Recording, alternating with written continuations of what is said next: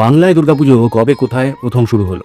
বাংলার প্রথম দুর্গাপুজো নিয়ে অনেক রকম মতামত থাকলেও বাংলার প্রথম সপরিবার দুর্গাপূজা অর্থাৎ লক্ষ্মী, সরস্বতী, কার্তিক, গণেশ সহ মা দুর্গার যে প্রতিমা আমরা এখন বিভিন্ন মণ্ডপে দেখি, সেই সপরিবার দুর্গাপূজা প্রথম শুরু করেন রাজশাহী তাহেরপুরের রাজা কংসনারায়ণ। 1480 সালে এই দুর্গাপূজা শুরু করেন 12 ভূঁইয়াদের মধ্যে অন্যতম গৌড়েশ্বর রাজশাহী জেলার তাহেরপুরের রাজা এবং পরবর্তীকালে গৌড়ের সম্রাট কংসনারায়ণ রায়। তিনি সেই সময় প্রায় 9 লক্ষ টাকা খরচ করে প্রচণ্ড জাঁকজমকের সাথে এই পূজা করেছিলেন। ভেবে দেখুন তো আজকের হিসাবে সেই টাকার অঙ্কটা কোথায় গিয়ে দাঁড়াবে। কিন্তু তখন অবিভক্ত বাংলায় এই পূজা হলেও এখন তো রাজশাহী বাংলাদেশে।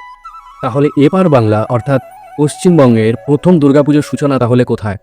এপার বাংলার প্রথম দুর্গাপুজোর সূচনা হয় 1606 সালে নদিয়ার ভবানন্দ মজুমদারের হাত ধরে। তাই ভবানন্দ মজুমদারকেই এপার বাংলার দুর্গাপুজোর প্রবর্তক হিসেবে ধরা হয়।